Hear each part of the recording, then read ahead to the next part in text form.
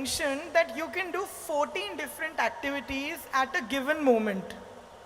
So we all are very curious to know how can we achieve such prowess over both body and mind?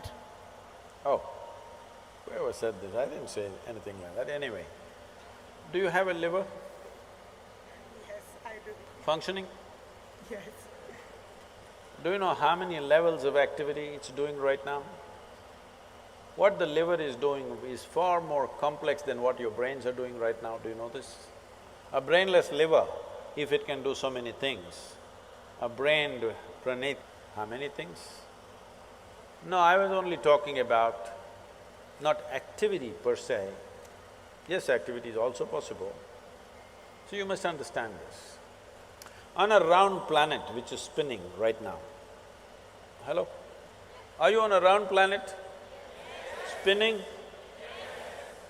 Most people don't understand this unless, they get sozzled out with something or they get some ailment.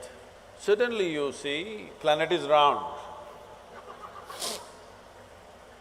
Do you know how complex an activity it is for a human being to walk at a certain latitude on a round planet which is spinning and which has magnetic forces working upon you all the time?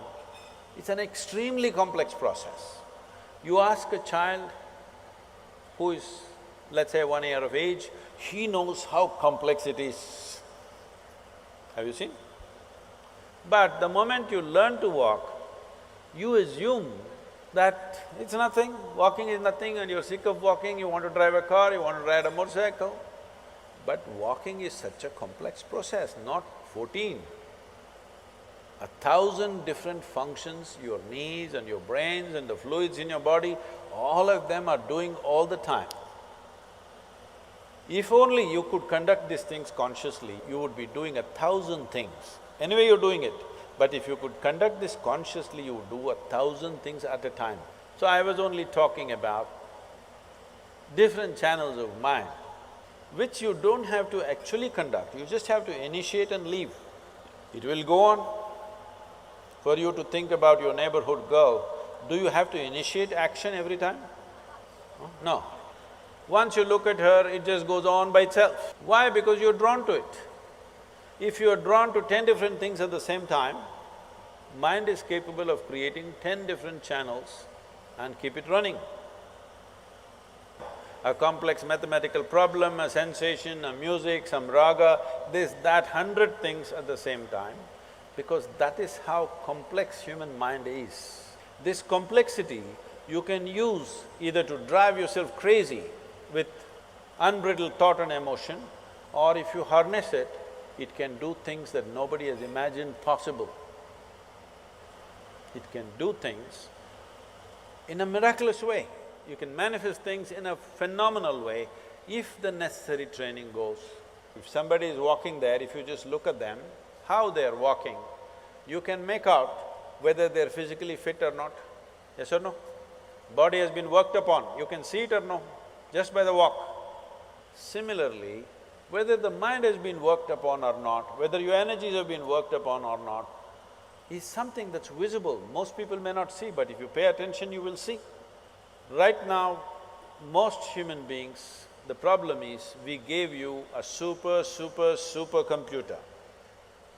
The most sophisticated machine on this planet is this human mechanism. I'm asking you, have you read the user's manual? Hello?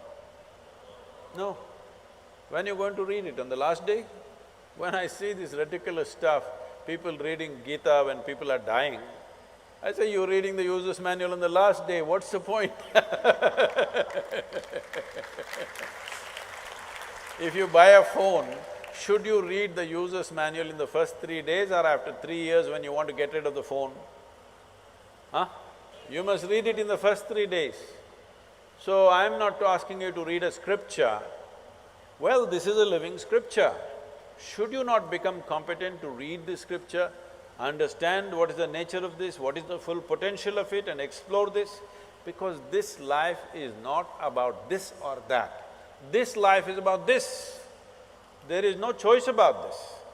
It is just that you can enslave this life to something else and think it's about that. But actually it's about this. Are you okay with this?